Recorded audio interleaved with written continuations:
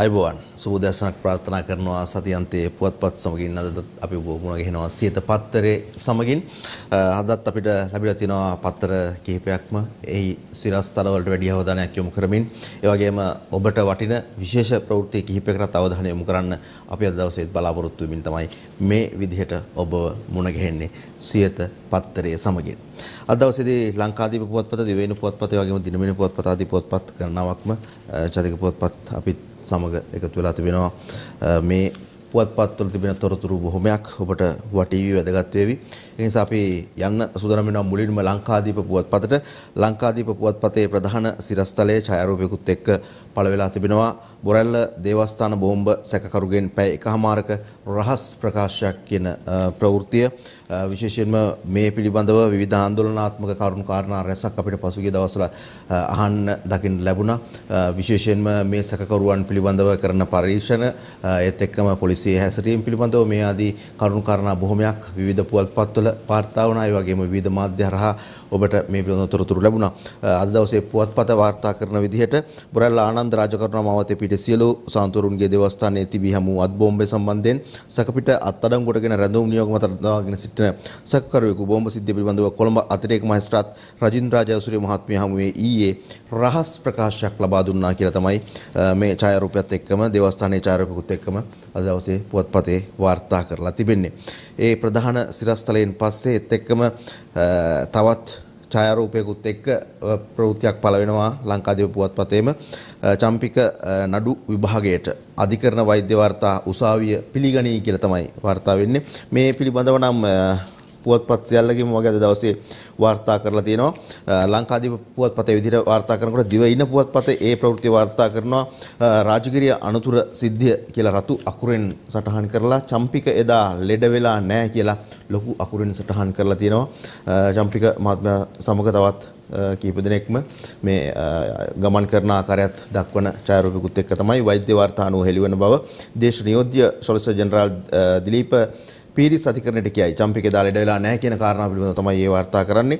රාජගිරිය රියා අනුතුර සම්බන්ධයෙන් වූ නඩු විභාගයට ගැනීමට දින නියම කර තිබියදී නඩු විභාගයට පෙර දින රාත්‍රියේ රෝහල්ගත වී තිබුණු පාටලී චම්පික රණෝක මහතාගේ රෝගී තත්ත්වය නිශ්චය කර ගැනීම සඳහා සිදු කළ වෛද්‍ය පරීක්ෂණ 10 අනුව ඔහු සෞඛ්‍ය තත්ත්වය සාමාන්‍ය බව කොළඹ ප්‍රධාන වෛද්‍ය අධිකරණ නිලධාරී වරයා අධිකරණයට ඉදිරිපත් කළ වෛද්‍ය වාර්තා අනුව පැහැදිලි වන්නේ ඇයි ජ්‍යෙෂ්ඨ නියෝජ්‍ය සොලිසිටර් ජෙනරාල් දිලීප පීරිස් මහතා ප්‍රකාශ කරපු බව තමයි ඒ ප්‍රවෘත්තියෙන් වාර්තා වෙන්නේ.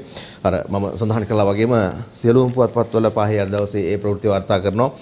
දිනමින පුවත්පතේ ප්‍රධානම සිරස්තලයේ බවටත් එය පත් වෙලා තිබෙනවා. පාටලී මහතාගේ ඡායාරූපිකුත් එක්ක පාටලීගේ රෝහල්ගත වීම උප්පරවැට්ටියක් අධිකරණ වෛද්‍ය වාර්තා අනුව ලෙඩක් නැහැ කියලා තමයි දිනමින පුවත්පතත් මේ විදිහට වාර්තා කරන්නේ. ඔබත් ඒ ප්‍රවෘත්තිය මේ මොහොතේ දකිනවා තිරේ ඔස්සේ. නියෝජ්‍ය සොලිසිටර් ජෙනරාල් දිලීප පීරිස් අධිකරණයේදී කියයි කියන කාරණාව එලෙසින්ම වාර්තා කරනවා සියලු පුවත්පත්වල ප්‍රධාන සිරස්තලත් බවට පත් වෙමින්. මේ සියලු කාරණා සමග දෙහිවල පැත්තට යන්න සූදානම් වෙනවා. දෙහිවල සත්වෝද්‍යාන අධ්‍යක්ෂ ජනරාල්වරයාගේ වැඩතහනම් කර පරීක්ෂණයක් රාජ්‍යමති විමල වීර කියයි කියලා තමයි සඳහන් වෙන්නේ. වෘත්තීය සමිති සටන නවතී කියලාත් සටහන් වෙනවා. මේ නිසා සත්තුන්ටත් බොහොම අපහසු කාල සීමාවක් පහුගිය දවස්වල සිදු වෙනවා අපි දැක්කා. දෙහිවල සත්වෝද්‍යානය පිළිබඳව කතා බහ කරනකොට මේ තත්ත්වය පිළිබඳව විවිධ පාර්ශ්වයන්ගෙන් විවිධ අදහස් පසුගිය දවස්වලත් අපිට විවිධ ප්‍රවෘත්තීන් නරහා අහන්න දකින්න ලැබුණා. විශේෂයෙන්ම අධ්‍යක්ෂ ජනරාල්වරයාගේ ප්‍රකාශයන් පිළිබඳව විවිධ අදහස් ඉදිරිපත් කිරීම අපිට දකින්න ලැබුණා. ඒ වගේම වෘත්තීය සමිති මේ වෙනුවෙන් කරන කාරණා පිළිබඳව කතා කරන දේවල් පිළිබඳව අපිට අහන්න දකින්න ලැබුණා. මම දැක්ක අද දවසේදීත් මේ ඒ පිළිබඳවම අනිකුත් පුවත්පත්වලත් විවිධ ප්‍රවෘත්ති වාර්තා කරලා තිබෙනවා. ඒ අනුව ලංකාදීප පුවත්පතේ ඊටමත් කෙටි ඉඩ කඩක් වෙන් කරලා තියෙනවා ප්‍රධාන සිරස්තල අතරට. දෙහිවල සත්වත්තේ කැලෑෂෝකගේ පිළිකාවක් සත්කපින් ඉවතට කියලා දෙහිවල සත්වෝද්‍යානයේ සම්බන්ධව වෙනස්ම පැත්තකින් තවත් වාර්තාවක් ඉදිරිපත් කරනවා. විශේෂයෙන්ම පහුගිය දවස්වල මේ සියලු කාරණාත් එක්ක දෙහිවල සත්වෝද්‍යානය පිළිබඳව කතා බහ කරනකොට විවිධ අපිට අහන්න ලැබුණු ප්‍රවෘත්තීන් අතර සතුන් මිය යාම පිළිබඳවත් විවිධ ප්‍රවෘත්තීන් වාර්තා වුණා.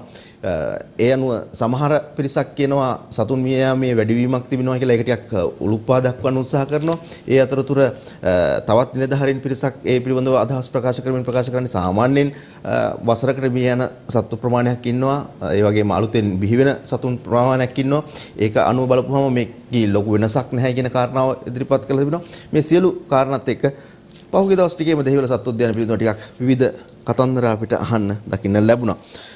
සත්තු ගැන කතා කරපු වෙලාවේ අපිට සෞඛ්‍ය අංශයන් පිළිබඳව අවධානය යොමු කරනකොට එහෙම නැත්නම් අපේ සෞඛ්‍ය පිළිබඳව හිතනකොට අපේ වටපිටාව ගැන කල්පනා කරනකොට සතෙක් තමයි මදුරුවා කියලා කියන්නේ. හැබැයි ඩෙන්ගු මදුරුවා අපිට කරන විනාශය සුළුපටු නැහැ. පසුගිය කාල සීමාවලදී අපි COVID-19 එක්ක හුඟක් දේවල් කතා බහ කරා. ඒ වෙනුවෙන් මුළු රටේම ලෝකයේම අවධානය යොමු වෙලා තිබුණා. ඒ අතරතුරේදී සෞඛ්‍ය අංශ ප්‍රකාශ කරපු කාරණාවක් තමයි දිගින් දිගටම ඩෙන්ගු අවදානම පිළිබඳව අපේ අවධානය අඩු වෙලා තියෙනවා කියන කාරණාව මිනිසුන් විදියට සමස්ත සමාජයක් විදියට. අද දවසේ පුවත්පත් කිහිපයකමත් ඒ පිළිබඳව වාර්තා ඉදිරිපත් කරනවා. ඒ අනුව මම ලංකාදීප පුවත්පතට අවධානය යොමු කරන්න බලාපොරොත්තු වෙනවා. ඩෙන්ගු රට පුරා යලි උත්සන්න වෙයි ගිය දෙසතියේ රෝගීහු 5500ක් කියලා වාර්තා කරනවා. ඒක සුළුපටු ප්‍රමාණයක් නෙවෙයි. රෝගීන් 5500ක් සති දෙකකදී මුණ ගැහෙනවා කියලා කියන්නේ, හමු වෙනවා කියලා කියන්නේ ඩෙන්ගු තත්ත්වය පිළිබඳව අපේ අවධානය වැඩිපුර යොමු කරන්නට ඕන. ඒක නිසා අද සෙනසුරාදා දවස ටිකක් නිවාඩු පාඩුවේ ඉන්නවා වෙන්න පුළුවන් ඔබ. ඒක නිසාම අවධානයෙන් වටපිටාව පිළිබඳව වැඩ කටයුතු කරන්න, වටපිටාව පිරිසුදු කරගන්න දේවල්, මදුරුවන් බොවන ස්ථාන ඉවත් කරන කාරණා, මේ සියලු දේවල් පිළිබඳව අවධානය යොමු කිරීම හරි වටිනවා කියන එකත් අපි මතක් කරනවා. සෞඛ්‍ය පිළිබඳව හිතනකොට අපි මේ සෑම අංශයක් පිළිබඳවම අපේ අවධානය යොමු වෙන්න ඕන කියන කාරණාව මේ උදෑසන සියත පත්තරේදීත් අපි මතක් කරන්න කැමති ඔබට. මේ සියලු දේවල් එක්ක කොවිඩ් ගැනත් පොඩ්ඩක් කතා බහ කරගෙන කියපු වෙලාවේ දැන් අපිට කොවිඩ් අමතක වෙලාද කියලාත් සමහර වෙලාවට හිතෙන්න පුළුවන්. නමුත් අවධානය තියාගෙන ඉන්න ඕන. මොකද අවදානම බොහොම වැඩි තත්වයක තවමත් තියෙනවා රටේ ලෝකේ හැමතැනකම. ඒක නිසා අපි සූදානම් වෙනවා ප්‍රවෘත්ති අංශය ඊයේ දිනේදී වාර්තා කරපු ප්‍රවෘත්තියකට අවධානය යොමු කරන්න. කොවිඩ් සම්බන්ධව කාරණාවකට තමයි මේ අවධානය. මේ ප්‍රවෘත්තියත් එක්ක මේ කියන කරුණු කාරණාත් එක්ක අපේ අවධානය තවදුරටත් වැඩි වෙන්න ඕන කියන කාරණාව ඔබට පසක් වෙයි කියලා අපි විශ්වාස කරනවා. දෛනික කොවිඩ් ආසාදිතයින් ඉහළ යාම හමුවේ යළිත් රෝහල්වල දැඩි සත්කාර ඒකකවල අර්බුදයක් ඇති විය හැකි බවට රාජ්‍ය අමාත්‍ය මහාචාර්ය චන්න ජයසුමන මහතා අනතුරු අඟවනවා. ඔමික්‍රෝන් වෛරස් ව්‍යාප්තිය හමුවේ යළිත් අගෝස්තු මාසයේ රට පැවති තත්ත්වයට පත්වීමේ ඉඩකඩක් පවතින බවටයි රාජ්‍ය අමාත්‍යවරයා ප්‍රකාශ කළේ. මේ රෝගීන් ප්‍රමාණය ටික ටික වැඩි වුණාම දැඩි සත්කාර ඒකකවලට රෝගීන් ඇතුල් කරන ප්‍රමාණය වැඩි වුණාම නැවත වතාවක් පෙබරවාරි පළවෙනි සතිය දෙවෙනි සතිය වෙනකොට රට තුල රෝගීන් ප්‍රමාණය එකතු වුණාම දිනපතා මේ ප්‍රමාණයේ යම් ප්‍රශ්නයක් ඇති වෙන්න පුළුවන්. නැවත වතාවක් අගෝස්තු මාසයේ තත්වයට එන්න පුළුවන් කමක් තියෙනවා. ඉතින් ඒක නිසා අපි නැවතත් ඉල්ලීමක් කරනවා හැකි ඉක්මනින් කඩිනමින් Tamanට හිමි බූස්ටර් එන්නත ලබා ගන්න. ඔබ බූස්ටර් එන්නත අරගෙන පරිස්සම් වුණොත් හොඳ සිංහල අවුරුද්දක් අපිට තියෙයි. රෝහලුත් කියනවා වැඩිපුර වාර්තා වෙනවා කියලා. කොළඹ රෝහලෙත් වැඩිපුර රෝගීන් සඳහා වාට්ටු වෙන් කිරීමට සිදු වුණ බව අපිට දැනගන්න තියෙනවා. සමු වගකීම් රහිතව කටයුතු කරොත් රැල්ලක් එන එක වළක්වා ගන්න බැරි වෙයි. මේ අතර රෝහල් ගතවන කොවිඩ් ආසාදිතයින් අතර ඔක්සිජන් අවශ්‍යතාවය ඉහළ ගොස් ඇති බවයි විශේෂඥ වෛද්‍ය හේමන්ත හේරත් මහතා ප්‍රකාශ කළේ. යම් පුද්ගලයන් අතර රෝහල් ගතවන පුද්ගලයන්ගේ ප්‍රතිශතයක් සෑම විටම වාගේ මේ ඔක්සිජන් වල අවශ්‍යතාවය පැන නගිනවා. ඒ අය අතරේ විශේෂයෙන්ම වයස්ගත පුද්ගලයන්, ඒ වගේම නිදන්ගත රෝගවලින් පෙළෙන පුද්ගලයන් වැඩිපුර ඉන්නවා. ඒ වගේම තමයි ඔවුන් අතරිනුත් එන්නත් ලබා නොගත් අයට මේ ඔක්සිජන් අවශ්‍යතාවය වැඩිවීමට තියෙන ඉඩකඩ වැඩි. දෛනික කොවිඩ් ආසාදිතයින් 800 සීමාව ඉක්මවා ඊයේ දිනත් වාර්තා වුණා. ඒ ආසාදිතයින් 827 දෙනෙකු ලෙසයි. මේ හේතුවෙන් නිසි සෞඛ්‍ය මාර්ගෝපදේශ අනුගමනය කරමින් කටයුතු කළ යුතු බවයි සෞඛ්‍ය අංශ නිරන්තරයෙන් අවධාරණය කරන්නේ. හොඳයි. ඉතින් අපේ අවධානය වැඩිපුර දෙන්න ඕන කියන කාරණාව ඒ ප්‍රවෘත්තිය තුලිනුත් අපිට ඉතා හොඳින් පැහැදිලි වුණා. ඒක නිසා අපිට පේනවා පෝට් සිටි බලන්න වැල නොකඩේ මිනිස්සු යනවා තෙරපෙනවා, එකතු වෙලා ඉන්නවා, ළඟින් ඉන්නවා, සෞඛ්‍ය ආරක්ෂිත ක්‍රමවේදයන් අපි පාවිච්චි කරනවද කියන ප්‍රශ්නේ තැන්වල තියෙනවා. ඒ වගේම විවිධ ආගමික ස්ථාන වලට ගමන් කරනකොට මේ දවස්වල ලොකු පිරිසක් පහුගිය දවස්වල ටිකක් දීර්ඝ නිවාඩුවක් තිබුණා. ඉතින් ඔය වගේ ප්‍රතිඵල ඉස්සරහට ටිකක් දරුණු වෙන්න පුළුවන් කියන කාරණාව හිතේ තියාගෙන වැඩ කරනවා නම් තමයි වටින්නේ. මේ සියලු කාරණාත් එක්ක අද දවසේ උදෑසන ප්‍රවෘත්තීන් තුල වාර්තා වුණා විවිධ අවස්ථාවලදී මේ පවතින ක්‍රමවේදයන් පිළිබඳව කතා බහ කරනවා වගේම වෛද්‍ය අංශ කියපු එක කාරණාවක් ඒ තමයි රෝගීන්ගේ යම් වැඩිවීමක් තිබෙනවා. හැබැයි මේ රෝගීන්ගෙන් වැඩි ප්‍රමාණයක් එන්නත් කරගෙන සිටින පිරිසක් නිසා ඔවුන්ගේ ජීවිත තර්ජන වලට ඒ තරම්ම බලපෑමක් නැහැ කියන කාරණාව සෞඛ්‍ය අංශ වාර්තා කරලා තිබෙනවා. ඒ කියන්නේ එන්නත ලබා ගැනීමේ වටිනාකම වැදගත්කම කොයිතරම්ද කියන එක ඒ අවස්ථාවලදී තේ ප්‍රවෘත්තිවලුත් අපිට ඉතා හොඳින් පැහැදිලි වෙනවා කියන කාරණාව මතක් කරන්න ඕන. ඒත් එක්කම දැන් අපි ප්‍රවෘත්ති තුලත් දැකපු ආකාරයට අද දවසේදී දිනමින පුවත්පත වාර්තා කරනවා බූස්ටරය නොගත්තොත් ආසාදිතයන් වැඩි වෙයි කියන කාරණාව. බූස්ටර් එන්නතට ගැනීමට ඇති මන්දගාමීත්වයේ හේතුවෙන් නිකුත් අගෝස්තු මාසයේ මෙන් කොවිඩ් රෝගීන් ප්‍රමාණය ඉහළ යා හැකි බව ඖෂධ නිෂ්පාදන සැපයීම් හා නියාමන රාජ්‍ය ඇමති චන්න ජයසුමන මහතා දිනමිටට ප්‍රකාශ කරපු බව මෙන්න මේ ප්‍රවෘත්තියෙන් අපිට අද දවසේදී තොරතුරු වාර්තා කරනවා. ඉතින් ඔය ආකාරයට කොවිඩ් පිළිබඳව අපේ අවධානය ඉතා හොඳින් තියාගන්න ඕන සහ සෞඛ්‍ය ආරක්ෂක ක්‍රමවේදයන් භාවිතා කරමින් පුළුවන් තරම් පැහැදිලි ඉලක්කයක් තියාගෙන කටයුතු කිරීම වටිනවා කියන කාරණාව මතක් කරන අතරතුරේදී වෙලාව කීයද කියලා බලලා ඉක්මනින් යමු යලිත් වතාවක්.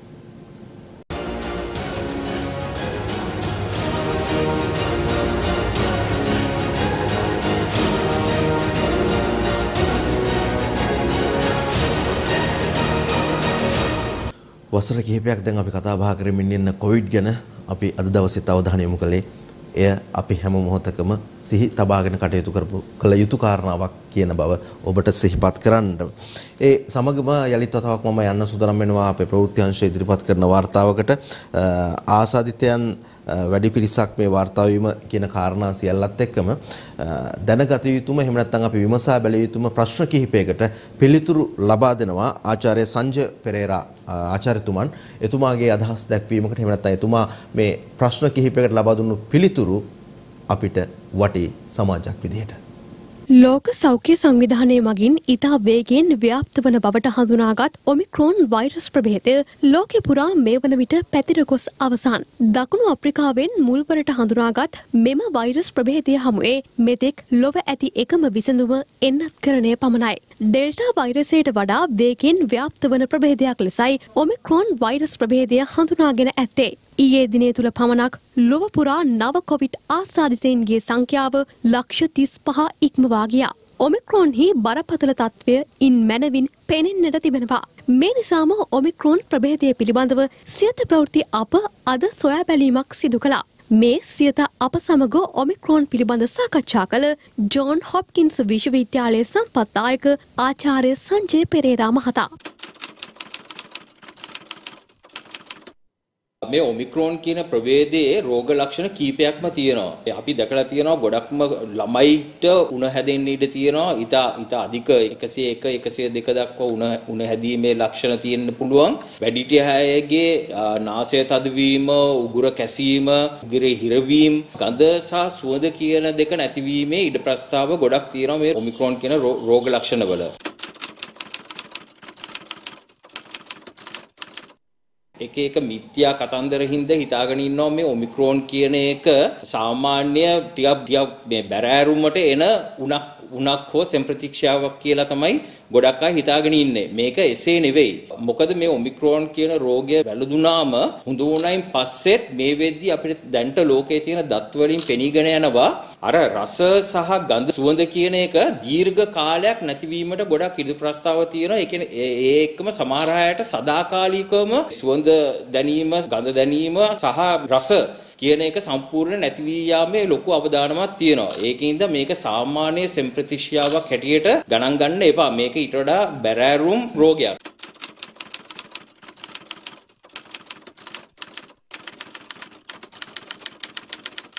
එක්කෝ ඩෙල්ටා එහෙම නැත්නම් ගලන්තේ ප්‍රභේදයේ හැදිච්ච එක්කෙනෙක්ට ඔමික්‍රෝන් හැදෙන්නේ නැහැ කියලා තව මිත්‍යාවක් සමහර අය පතුරු ඉන්නවා. මේකත් සම්පූර්ණයෙන් වැරදි. කොවිඩ් ආසාදනය වෙච්ච පළියට ඔමික්‍රෝන් හැදෙන්නේ නැතුව ඉන්නේ නැහැ. ඔමික්‍රෝන් කියන්නේ විකෘති වීම 52ක් වගේ තියෙන වෛරස් ප්‍රභේදයක්. එන්නත් මාත්‍රා 3ම ඒ කියන්නේ බූස්ට් එන්න නැත එක ගත්තු පුද්ගලයන්ගෙන් 81ක් පමණ මේ රෝගය වැළඳිලා නැහැ තාම. මේ අවස්ථාවේ සියලු දෙනාම එන්නත් මාත්‍රා 3ම ලබා ගන්න ඕනේ. එන්නත් මාත්‍රා නොගෙන අපි ජීවන රටාව කරගෙන ගියොත් ඊට අවදානම් තත්වයකට ශ්‍රී ලංකාව වැටෙන්න ඉඩ තියෙනවා. එහෙම වැටුනොත් අපිට ආපහු අර ලොක්ඩවුන් කියන එක ආණ්ඩුවට වෙන විකල්පයක් නැති වෙනවා. ඒකට එන්න ඉඩ තියන්න එපා. මොන කතා කිව්වත් දැන්ට තියෙන එකම විකල්පය තමයි එන්නත්කරණය. එන්නත්කරණය එකම විකල්පය බවට පත් වෙලා තිබෙනවා. ඒක නිසා සමාජයේ විවිධ මතිමතාන්තර පළ කළත් රටක් විදිහට අපි ඉදිරියට යන්න නම් ලෝකයක් විදිහට ඉදිරියට යන්න නම් අපිට තියෙන එකම විකල්පය බවට පත් වෙන්නේ එන්නත්කරණය කියන එක. මේ සියලු අංශයන් වලින් අපිට වාර්තා කරනවා. ඒ පිළිබඳව අවධානය යොමු කරමින් තවදුරටත් මේ වගකීම පැහැර අරන පුද්ගලයෙක් නොවන්නට කටයුතු කරන්න කියලා තමයි අපි හැමදෙනාගෙන්ම ඉල්ලා සිටින්නේ. එතුමා ප්‍රකාශ කරපු ආකාරයට ආචාර්ය සංජය පෙරේරා මහත්මයා ප්‍රකාශ කරපු ආකාරයට ඔමික්‍රෝන් පිළිබඳව තියෙන මතිමතාන්තර වැරදි අදහස් මොනවද කියන කාරණාවත් අපිට ඉතා හොඳින් පැහැදිලි වුණා. විශේෂයෙන්ම වතාවක් කොවිඩ් වැළඳුණු කෙනෙකුට යලිත් වතාවක් මේ ප්‍රභේදය වැළඳෙන්න බැහැයි කියලා විවිධ මතිමතාන්තර යනවා. ඒට හොඳ පිළිතුරක් එතුමා ලබා දුන්නා. ඒක නිසා අපි හැමෝම ඉතාමත් හොඳින් සෞඛ්‍ය ආරක්ෂක ක්‍රමවේදයන් භාවිතා කරමින් කටයුතු කිරීමේ වටිනාකම වැදගත්කම ඒ කතා බහ දෙනුත් අපිට ඉතා හොඳින් පැහැදිලි වෙනවා. ඉතින් මේ සියලු දේවල් එක්ක අද දවසේදී සියලු පුවත්පත් වලට අවධානය යොමු කරමින් උදෑසන ඔබ මුණ ගැහෙන වෙලාවේදී තවත් කාරණාවකට මම ගමන් කරන්න බලාපොරොත්තු වෙනවා. විශේෂයෙන්ම පාස්කු ප්‍රහාරය පිළිබඳව අද දවසේදීත් විවිධ පුවත්පත්වල වාර්තා කරනවා. දිවයින පුවත්පත මේ පිළිබඳව යම් වාර්තා කිහිපයක්ම ඉදිරිපත් කරලා තියෙන ආකාරය මම දුර්ව විශේෂයෙන්ම අතුල් පිටුවල මේ පිළිබඳව වාර්තාවන් කිහිපයක් වාර්තා වෙලා තිබෙනවා. ඒත් එක්කම ප්‍රධාන ප්‍රවෘත්ති සිරස්තල අතර ප්‍රධාන ප්‍රවෘත්ති අතරටත් මේ පිළිබඳව යම් අදහස් එකතු වීමක් වෙලා තිබෙනවා. ලංකාදීප පුවත්පතේ පාස්කු ප්‍රහාරය පිළිබඳව කතා කරන්න මෙන්න මේ විදිහට මහින්දානන්දගේ අභියෝගය හරින් බාරගනී කියලා තිබෙනවා. මේ පිළිබඳව යම් සාකච්ඡාවකට එළඹෙන්නට ඒත් එක්කම තවත් කාරණා කිහිපයක් පිළිබඳව අපි කතා කරනකොට අද දවසේ අපි අවධානය යොමු කර යුතු තවත් කාරණාවක් බවට කෘෂි කර්මාන්තය පිළිබඳව රටේ ලෝකයේ සමාජයේ කතා බහ වෙන දේවල් විශේෂයෙන්ම ගොවි ජනතාවගෙන් පැත්තෙන් පසුගිය මාස කිහිපය පුරාවටම ඉතාමත් වැදගත් කාරණා කිහිපයක් ඉස්මතු වුණා. ඒ අතරතුරේදී මේ පිළිබඳව පක්ෂ විපක්ෂ දේශපාලන අදහස් විවිධ තැන්වලදී අපිට අහන්න දකින්න ලැබෙනවා. කොහොම නමුත් යම් අරුබුරුදකාරී තත්වයක් තියෙනවායි කියන එක අපිට හැම මොහොතකදීම දකින්න ලැබෙනවා. මේ පිළිබඳව අවශ්‍ය බලධාරීන් නිලධාරීන් Tamanගේ අවධානය යොමු කරලා ඉතා ඉක්මනින් අවශ්‍ය වැඩපිළිවෙළ සකස් කරගත්තේ නැත්නම් ඉදිරිය ඉතාමත් තීරණාත්මක අවස්ථාවන් වලට යන්න පුළුවන් කියන කාරණාවත් විවිධ පාර්ශවයන්ගෙන් අදහස් එකතු වූ ආකාරය ඔබට මතක ඇති. පසුගිය පුවත්පත් පිළිබඳව අවධානය යොමුවත් පසුගිය ප්‍රවෘත්ති පිළිබඳව අවධානය යොමු කරත් ඒ අතරතුරේදී ජනාධිපතිවරයා මහකන්නේ අඩුපාඩු මගහරවාගෙන යලට යමු කියලා යෝජනාවක් ඉදිරිපත් කළා තියෙනවා. එහෙම නැත්නම් එවැනි ප්‍රකාශයක් ඊයේ දවසේදී සිදු කරයි කියලා අද දවසේදී පුවත්පත් සියල්ලගෙම වගේ වාර්තා කරනවා. යනු දිනමින පුවත්පතේ එය මුල් පිටුවේම බවට පත් වෙලා තිබෙනවා. ජනාධිපතිවරයා ඇතුළු පිරිසගේ ඡායාරූපයකුත් එක්ක මහකන්නේ අඩුපාඩු මගහරවාගෙන යලට යමු ජනාධිපති ගොවිජන සංවර්ධන නිලධාරීන්ට කියයි කියලා තමයි ඒ වාර්තා කරන්නේ. මෙවර මහකන්නේදී කාබනික පොහොර බෙදා හැරීම භාවිතය සහ ලැබෙන අස්වැන්න පිළිබඳව විමර්ශනය කර අඩුපාඩු මගහරවා ගනිමින් යලකන්නට සූදානම් වන්නේ ජනාධිපති ගෝඨාභය රාජපක්ෂ මහතා ගොවිජන සංවර්ධන දෙපාර්තමේන්තුවේ හදිසි නිරීක්ෂණයකට ඊයේ එක්වෙමින් අනතුරුව නිලධාරීන්ට ප්‍රකාශ කරා කියලා තමයි වාර්තා වෙන්නේ. අනිකුත් පුවත්පත්වලත් ඒ පිළිබඳව තොරතුරු වාර්තා වෙනවා. නමුත් ප්‍රධාන සිරස්තලයන් අතරට එය එකතු කරගෙන තිබෙන්නේ දිනමින පුවත්පත. මම හිතන්නේ මේ පිළිබඳව අපිට අපේ ප්‍රවෘත්ති අංශ ඉදිරිපත් කරන වාර්තාවකටත් ගමන් කරන්න දැන් ඉඩකඩක් තිබේවි. ඒ අනුව එහි තවදුරටත් මොනවද කලේ සහ මොනවද සිදුුනේ කියන කාරණාවන් පිළිබඳව අපිට දැනගන්න පුළුවන්කම ලැබෙයි. ජනාධිපතිවරයා ගොවිජන සංවර්ධන නිලධාරීන් හමුවේ මුණ ගැහිලා කතා කරපු ආකාරය සහ ඒ නිරීක්ෂණයට එකතු වුණු අවස්ථාව පිළිබඳව තමයි අපි මේ තොරතුරු ඔබට ඉදිරිපත් කරන්න දැන් සූදානම් වෙන්නේ. කෘෂිකර්ම අමාත්‍යාංශයට අයත් කොළඹ 7 ශ්‍රීමත් මාකස් ප්‍රනාන්දු මාවතේ පිහිටි ගොවිජන සංවර්ධන දෙපාර්තමේන්තුව අද පෙරවරුවේ ජනාධිපති ගෝඨාභය රාජපක්ෂ මහතාගේ හදිසි නිරීක්ෂණයට ලක් වුණා. දශක කිහිපයක් පැරණි මෙම දෙපාර්තමේන්තු ඉතිහාසය තුළ රාජ්‍ය නායකයෙකු පැමිණි ප්‍රථම අවස්ථාව මෙය වීම විශේෂත්වයක්. ගොවිජන සමාලෝචන මණ්ඩලය, ගොවිජන බැංකු, පාලන, ගිණුම් සංවර්ධන, නීති, ආයතනික සංවර්ධන, පළදායි අලෙවි සහ ඉංජිනේරු ජල කළමනාකරණ යන සියලු අංශ අධීක්ෂණය කළ ජනාධිපතිවරයා පැය 3කට ආසන්න කාලයක් නිලධාරීන් සහ සේවකින් සමග සාකච්ඡා කරමින් කෘෂිකර්මාන්තයේ ප්‍රවර්ධනය වෙනුවෙන් ගත යුතු ක්‍රියාමාර්ග සොයා බැලුවා. හරිත කෘෂිකර්මාන්තයක් සහ වසවිසෙන් තොර ආහාර නිෂ්පාදනය රජයේ ප්‍රතිපත්තිය වී තිබෙනවා. මෙවර මහකන්නේදී කාබනික පොහොර බෙදා හැරීම, භාවිතය සහ ලැබෙන ආස්වැන්න පිළිබඳව විමර්ශනය කර අඩුපාඩු මගහරවා ගනිමින් යලකන්නේට සූදානම් විය යුතු බවයි ජනාධිපතිතුමා මෙහිදී ප්‍රකාශ කළේ. කාබනික පොහොර නිෂ්පාදනය සඳහා රාජ්‍ය සහ පෞද්ගලික ආයතන 34කට අවස්ථාව ලබා දී තිබෙනවා. ඒ ආයතනවල කාබනික පොහොර මගින් ලද අස්වැන්න සහ සාර්ථකත්වය පිළිබඳව සොයා බැලිය යුතු බවයි මෙහිදී ජනාධිපතිවරයා පැවසුවේ. ඉහළ ප්‍රගතියක් ලබාගෙන ඇති ආයතන දිරිගන්වා එම ආයතනවල නිෂ්පාදන වැඩි කිරීමට මෙහිදී තීරණය කෙරුණා. එමෙන්ම ඉදිරි කන්නවලදී ගොවින් දැනුවත් කිරීම සඳහා කෘෂිකර්ම පර්යේෂණ නිලධාරීන්ට තාක්ෂණික දැනුම ලබා දීමේ අවශ්‍යතාවයද ජනාධිපතිවරයා අවධාරණය කළා. ගොවිතැන් සඳහා යොදාගත නොහැකි ඉඩම් වෙනත් භෝග සඳහා යොදාගත යුතු බවද මෙහිදී ජනාධිපතිවරයා නිලධාරීන් හමුවේ පැවසුවා. මෙම අවස්ථාවට කෘෂිකර්ම අමාත්‍ය මහින්දානන්ද අලුත්ගමගේ මහතා, රාජ්‍ය අමාත්‍ය ශෂීන්ද්‍ර රාජපක්ෂ මහතා සහ ආයතනික නිලධාරීන් පිරිසක් එක්ව සිටියා. හොඳයි.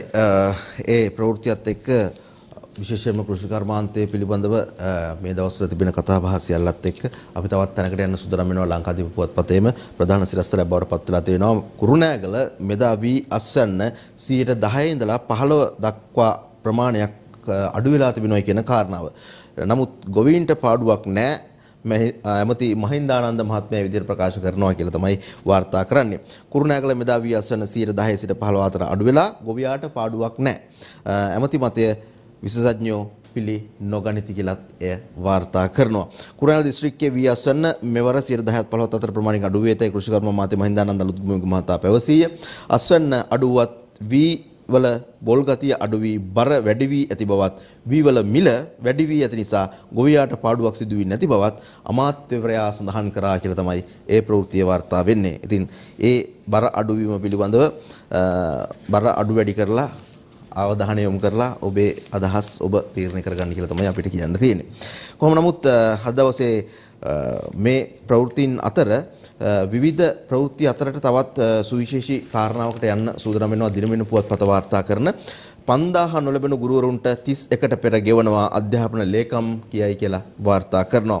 රාජ්‍ය සේවක වැටුපට එකතු කළ රුපියල් 5000 දීමනාව මෙතෙක් ලැබී නැති ගුරුවරුන්ට පළාත් සභා ප්‍රතිපාදන යටතේ මේ මාස 31 වෙනිදාට පෙර ඒ ගෙවීමට අදාළ පළාත් සභා පියවර ගනු ඇතැයි අධ්‍යාපන අමාත්‍යාංශ ලේකම් මහාචාර්ය කපිල පෙරේරා මහතා ප්‍රකාශ කරා කියලා තමයි දිනමින පුවත්පත වාර්තා කරන්නේ.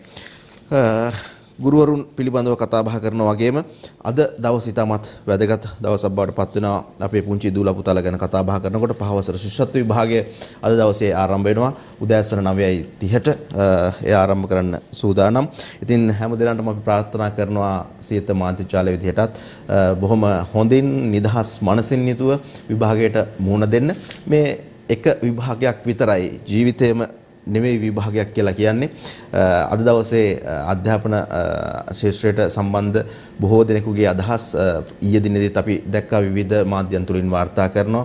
ඒ අනුව කියපු කාරණාවක් තමයි මේ පුංචි දූලා පුතාලට සාමාන්‍ය පෙළ උසස් පෙළ විභාගයන් සඳහා පෙරහුරුවක් විදිහට මෙය ගන්නව නම් හරි වටිනවා. ඒක මහා ලොකු බරක් කරගන්නේ නැතුව මේ අවස්ථාවට මුහුණ දෙන්න කියන කාරණාව. සමහර තැන්වලදී කියනවානේ මේක අම්මලා තාත්තලාගේ විභාගයක් බවට පත් වෙලා තියෙනවායි කියලා.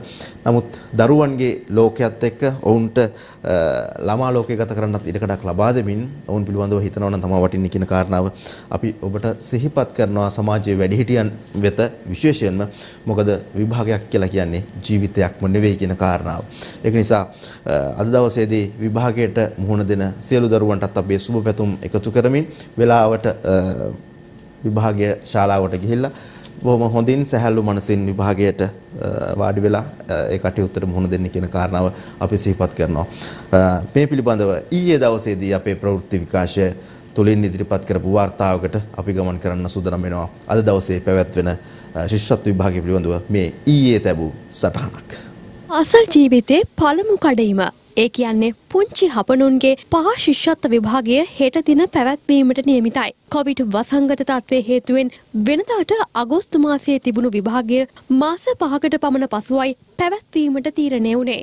වසංගත තත්ත්වයේ හමුවේ වුවත් විභාගය දරුවන්ට අපහසුතාවයක් ඇති නොවන විදියට හෙට දින පවත්වන්න මේ වන විට සියලු කටයුතු සූදානම් කර අවසන්. අයදුම්කරුවන් 3,40,507 දෙනෙකු විභාගයට පෙනී සිටීමට නියමිතයි.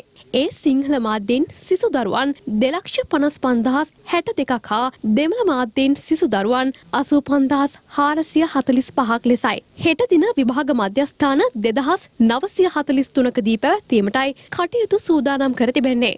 කොවිඩ් ආසාදිත දරුවන්ට කලාපයකට එක විශේෂ විභාග මධ්‍යස්ථානයේ බැගින් දිවයින පුරා මධ්‍යස්ථාන 108ක්ද ස්ථාපනය කර තිබෙනවා. මේ විභාගය පැවැත්වීම කොච්චර අසීරු වුණත් අධ්‍යාපන අමාත්‍යාංශය ගරු අධ්‍යාපන අමාත්‍යතුමාගේ උපදෙස් පරිදි අනිකුත් අංශවල උපදෙස් පරිදි මේ කටයුත්ත කරන්නේ ජාතික වගකීමක් විදිහට. ඒ නිසා ආදරණීය දෙමව්පියන් මේ සියලු දෙනාගෙන් අපි බලාපොරොත්තු වෙනවා ලොකු සහයෝගයක්. මේ මොහොතිනුත් පස්සේ යම්කිසි අපේක්ෂකෙක් අපිටම රෝග ලක්ෂණ පෙන්වන අපේක්ෂකෙක් පරීක්ෂණයකට භාජනය කරාට පස්සේ මෙයා COVID-19 පොසිටිව් කියන වාර්තාවක් ලැබෙනවා. ඒකට අපි මොකද්ද කරන්න ඕන, කොහාටද යන්න ඕන කියන ප්‍රශ්නේ ඔබට මතුවෙයි. www.doenets.lk මේ නිල වෙබ් අඩවියට ඇතුළත් වෙලා ඒ මධ්‍යස්ථාන ලැයිස්තුව බලා ගන්න. ඒකට මේ ඕනෑම මධ්‍යස්ථානයකට ඔබට පුළුවන් ඔබේ දරුවා රැගෙන යන්න. සූදානම් කරලා තියෙනවා ඒ ස්ථානේ. කොවිඩ් ආසාදිතයෙක් බවට අද දැනගත්තොත් වාර්තාවක් තියෙනවනේ. කඩිනම දේ තමයි තමන්ගේ විදුහල්පතිතුමා අමතලා නැත්නම් කලාපද්‍යක්ෂතුමා අමතලා අර විභාග මධ්‍යස්ථානයේ පිළිබඳ තොරතුරු අරගෙන වෙබ්සයිට් එකේ මධ්‍යස්ථාන ප්‍රදර්ශනය වෙනවා. ඒතර එතනින් බලලා මේ මධ්‍යස්ථානේ මොකක්ද කියලා බලලා අදාළ තැනට එක්ක යන්න පුළුවන්. ඒ වගේම පන්ති භාර ගුරු වහාම අමතන්න පන්ති භාර ගුරුවරයාට.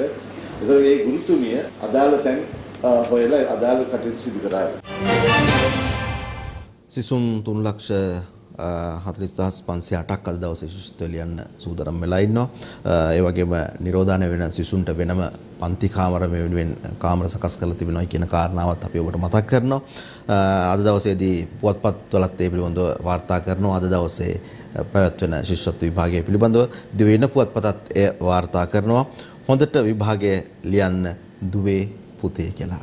අපිත් එයම ඔබට සිහිපත් කරනවා, ප්‍රාර්ථනා කරනවා සියලු දරු දරියන්ට අද දවසේදී ඉතා හොඳින් සැහැල්ලු මනසින් විභාගයට මුහුණ දෙන්න ශක්තිය ධෛර්යය ලැබෙන්න කියලා අපේ ප්‍රාර්ථනාව එකතු කරනවා.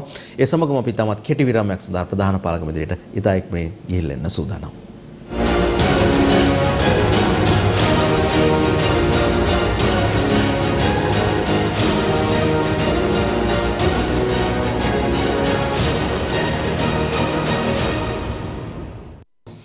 හොඳයි, යලිත් තවක් අපි විරාමයෙන් පස්සේ සියත පත්තරේ සමගින් ඔබ මුණ ගැහෙන වෙලාව. අද දවසේදී විවිධ පුවත්පත්වල වාර්තා කරන වාර්තාවන් වල පසුගිය දවස්වල එහෙම නැත්නම් ඊයේ විශේෂයෙන්ම ඊයේ දවසේදී පාර්ලිමේන්තුව තුල සිදු වුණු විශේෂ කතාබහ පිළිබඳව වාර්තා කරනවා සියලුම පුවත්පත්වල.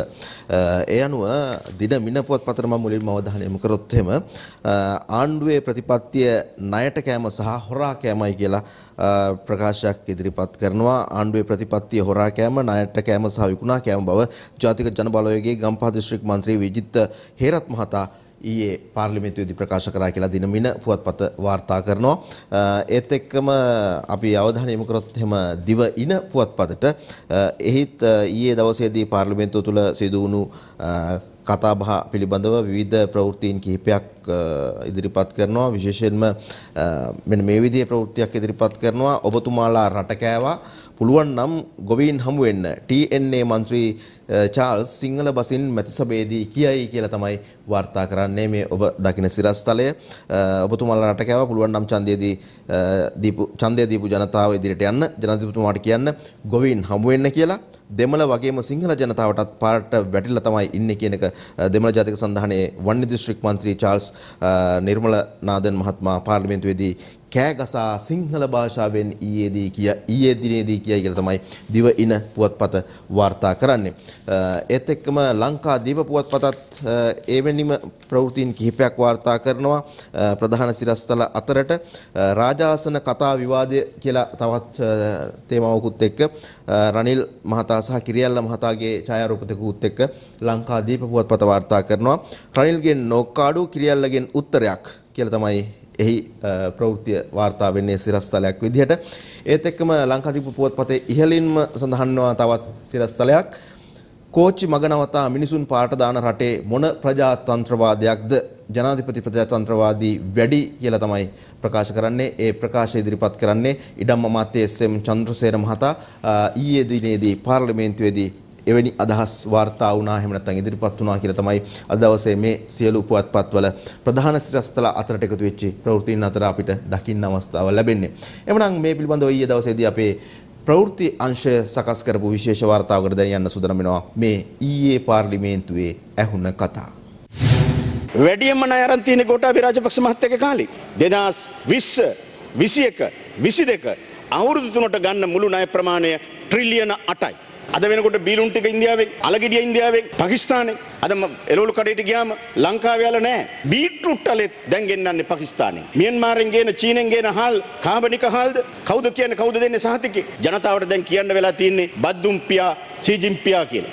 බදු පනතට විරුද්ධව ජනතා විමුක්ති පෙරමුණ එක නඩුවක් පැවරුවේ නැහැ. පසුගිය කාල පරිච්ඡේදයේ විජිත හේරම් මැතිතුමාට නමක් පට බැඳුවා යටත් විජිත හේරත් කියලා. ඔබතුමාට ඒ තරම් යටත්. මම සතුටු වෙනවා අපේ සිසිර ධම්මික පැණි ඇමතිවරයාගෙන් පස්සේ කතා කරන ලැබීම පිළිබඳව. පැණි පෙවුවා නම් තාම මැරෙනව ඇමතුමා. මම දන්නා සිසිර ධම්මික පැණි ඇමතිවරයා ඒක බාර ගන්නවා නම්, තොප්පිය දා ගන්නවා නම් ඔබතුමා කාලය දෙන්න. පැය 24න් බාස්කු පාරේ බෝම්බකාරයෝ අල්ලන්න ආපු උදවිය. ඔය ඉනා වෙන්නේ. පැය 24න් අල්ලනවා කියලා දැන් අවුරුදු 3ක් ඉල්ලනවා. කල්ැල් යන වෙන මොකටවත් නෙමෙයි. අයියලා මලිලාගේ සාක්කු ටික පුරව ගන්න. තමින්ද මන්ත්‍රීතුමා දැන් ලංකාවේ වැක්සින් දීලා අපි තුන්වෙනි තැනින් ඉන්න ලෝකෙම්ම. මේ සජිත් මහත්තයා දීපු ඔය හුස්ම දෙනම හරි තමින්ද මන්ත්‍රීතුමා කතා කරා. මැදමුලෙන් ගෙනල්ලා ගැව්වද? මැදමුලෙන් ගෙනල්ලා ගැව්වද? මැදමුලෙන් ගෙනල්ලාද ගැව්වේ? අනේ වාඩි වෙන්න ඔය දොස්තර මහත්තයෝ. ඔය දොස්තර මහත්තයාගේ මේක තියෙන්නේ මෙතන වාඩි වෙන්න. මැරෙන්න ඕනි කට්ටිය මැරිලා ඉවරයි මහත්තයෝ. ඉතිහාසයට ඇඟිලි දික් කරන කණ්ඩායමක සමාජිකයන් වෙන්නේ නැතුව අනාගතයට ඇඟිලි දික් කරන පුරවැසියෙක් විදියට, මහජන නියෝජිතෙක් විදියට, කණ්ඩායමක නියෝජිතෙක් විදියට අපි එකට කටයුතු කරමුයි කියලා කියන ඉල්ලීම මම මේ අවස්ථාවේ යොමු කරන්නට කැමතියි. ඒ එන්නත් කරන ගැන අපි හැමදෙනාම කතා කරා. ප්‍රමුඛ ගෞරවය අපි ජනාධිපතිතුමාට ලබා දීමට අපි අතර විවාදයක් තබා ගත යුතු නැහැ. ජනාධිපතිතුමාම පිළිගත්තා අවුරුදු දෙක අසාර්ථකයි කියලා. අද මේ රටේ අස්වැන්න භාගයට භාගයක් අඩු වෙලා තියෙනවා. බලාගෙන බොරු කියනවා. ගෝලියෝ ටිකත් එහෙමයි.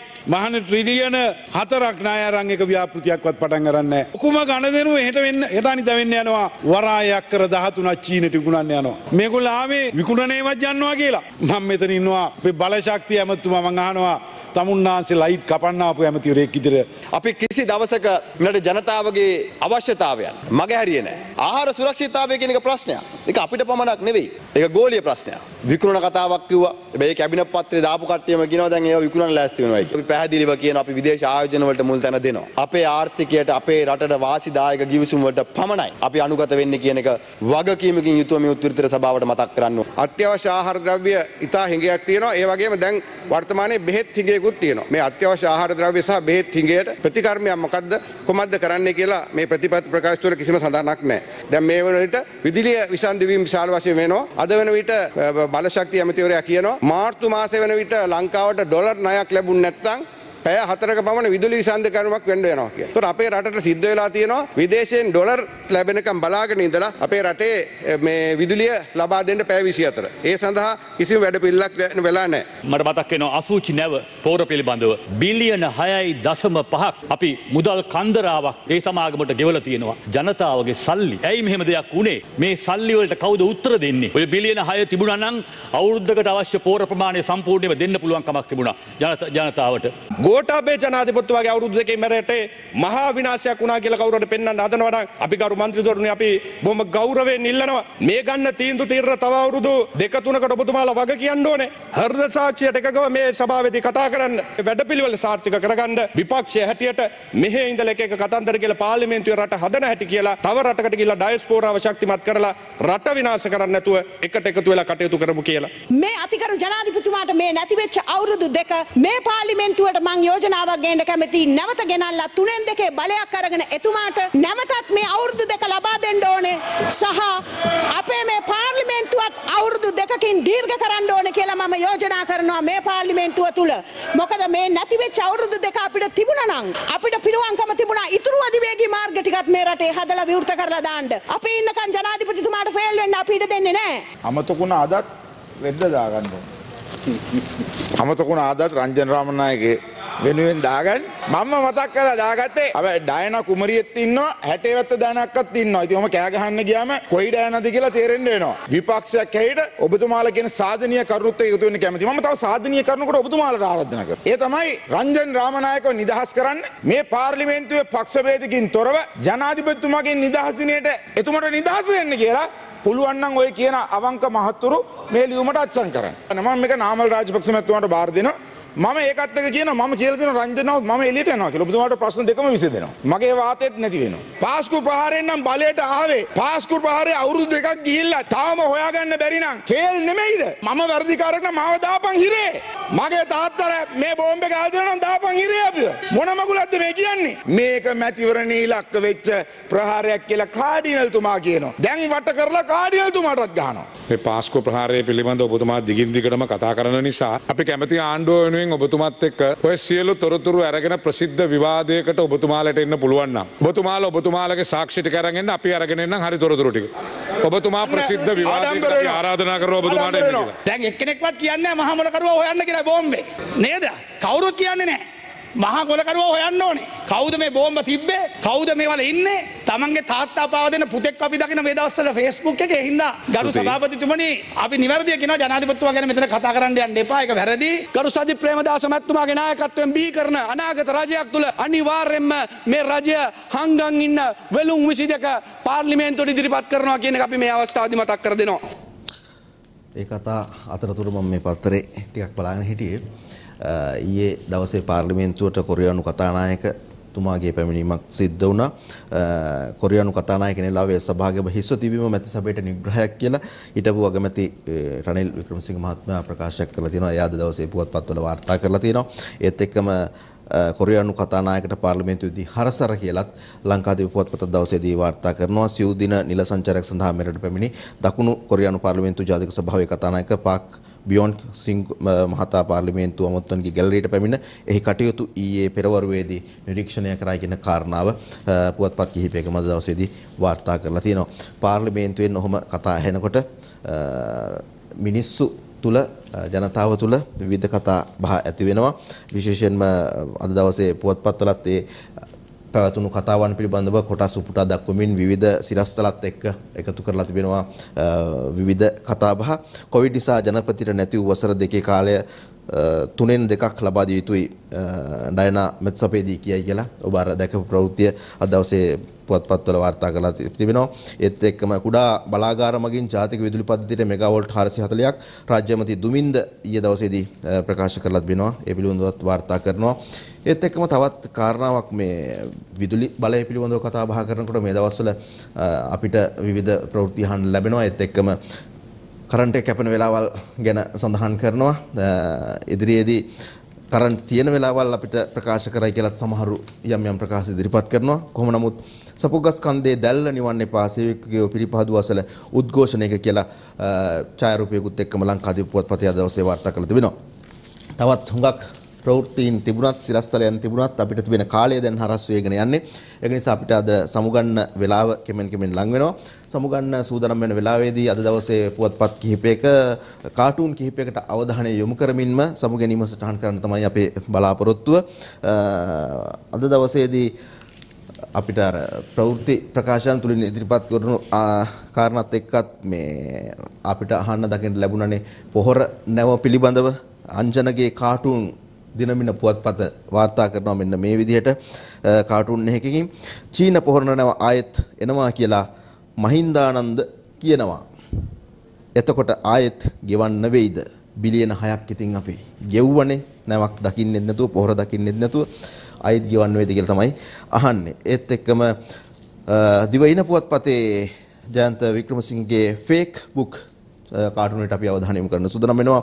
සජිත් කියනවා සෑර්වයි ආණ්ඩුවයි දෙකම ෆේල් කියලා. විපක්ෂයත් ෆේල්ද මන්දා කියලා තමයි ෆේක් බුක් එකේ සඳහන් කරන්නේ. පන්කජ රුවින්දගේ සරදම් කාටුනේ ලංකාදීප පුවත්පතෙන් ඩිලාන් 12 වෙනි ක්‍රීඩකයා වගේ ඉන්නවාලු. ඇයි නල්ල තන්නියේ ඉඳලා ඇති වුණාද කියලා තමයි අහන්නේ. ඉතින් අපිට නම් අහන්න හුඟක් දේවල් තියෙනවා. අද දවසේ පුවත්පත් ඉතුරු ටික අරගෙන බැලුවොත් ඔබට තවත් දේවල් දකින්න අවස්ථාව ලැබෙයි. එහෙමනම් අපි අදට පුවත්පත් තුලින් සමුගන්න සූදානම් වෙනවා. සියත පත්තරෙන් මෙසේ සමුගෙන යනවා උදෑසන සුවිශේෂී වැඩසටහන් පෙළක් එක්ක ඔබ මුණ ගැහෙන්න අපි සූදානම්.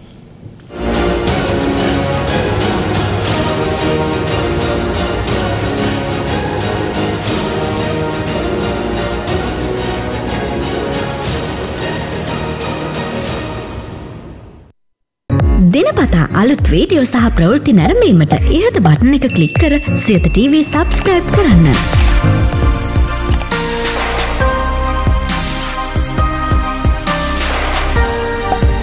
අලුත් වීඩියෝ ගැන මුලින්ම දැනගන්න මෙම සීනුව ක්ලික් කරන්න.